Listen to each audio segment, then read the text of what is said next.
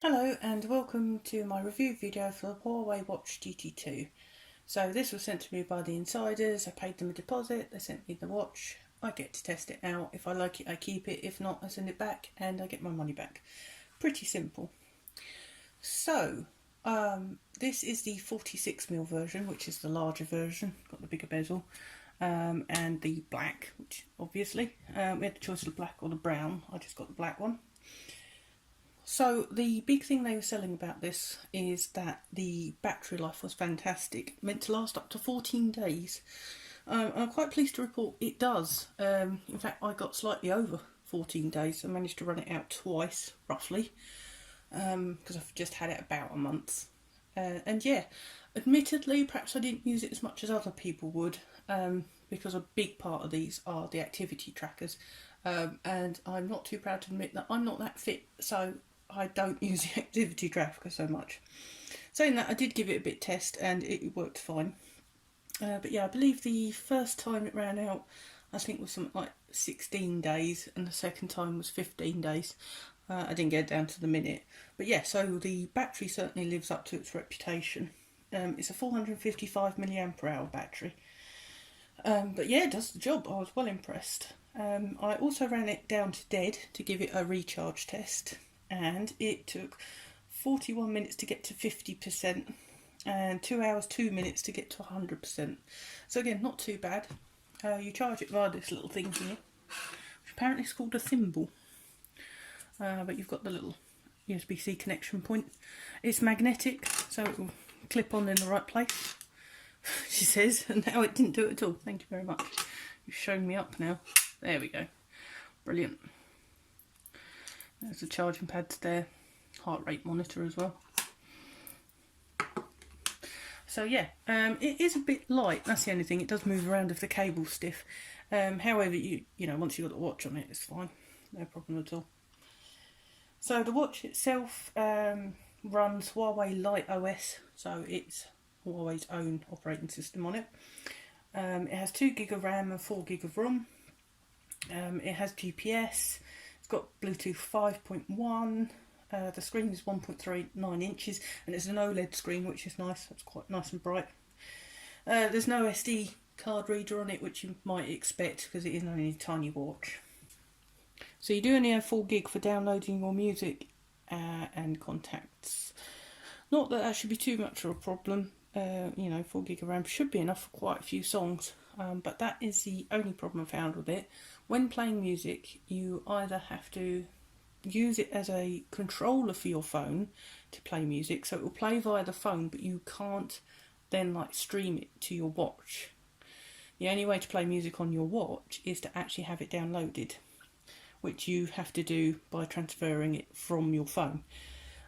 Which, and I appreciate a lot of these things, the initial setup does take time, and then after that, top up only takes a few minutes. But it did take half an hour to download 26 songs to it, so it does take a while.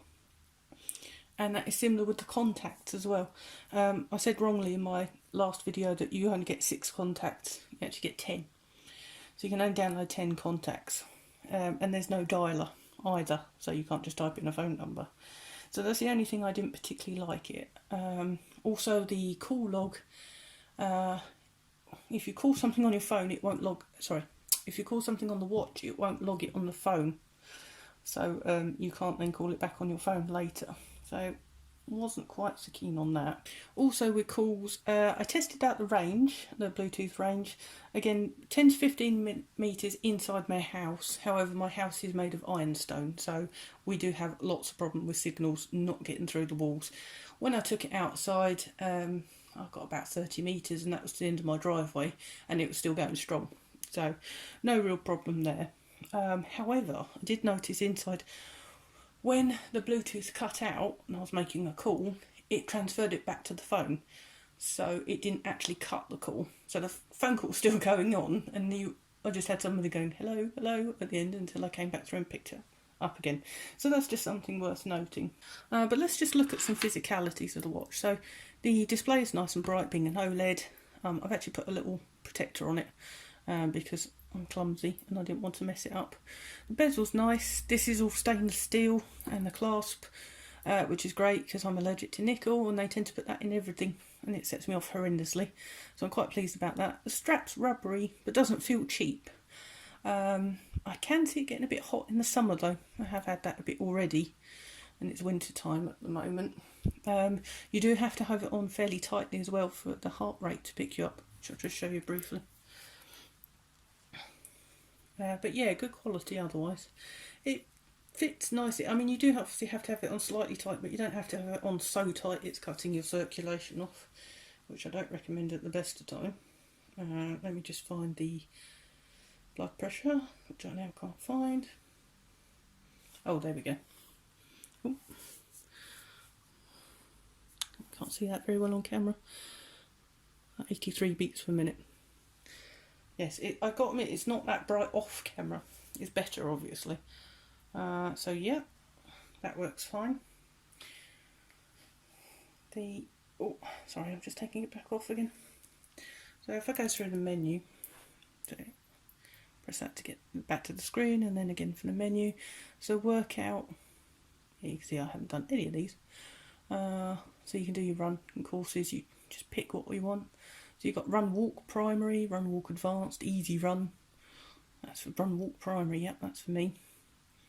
So go outdoors to calibrate the GPS. I have reset this since I've used it, because my husband was using it quite a lot as well. But the GPS works fine. So the pre-programmed things, they're all great. The records, your status, heart rate, activity records. Sleep, there's a little sleep program. There you can, apparently I've been asleep for 1 hour 5 minutes. Okay, I've had a bit more than that, but okay. Stress, there's a little stress buster thing.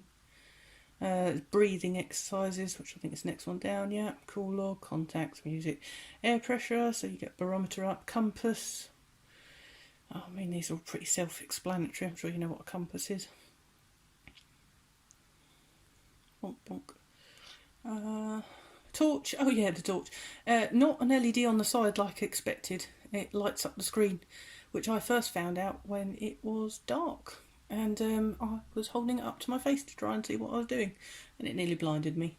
You got to find my phone section, which is pretty good, and then, you know, all the settings. No, I don't want to do that. You got shortcuts on the other side. Shortcut to your music stuff, weather.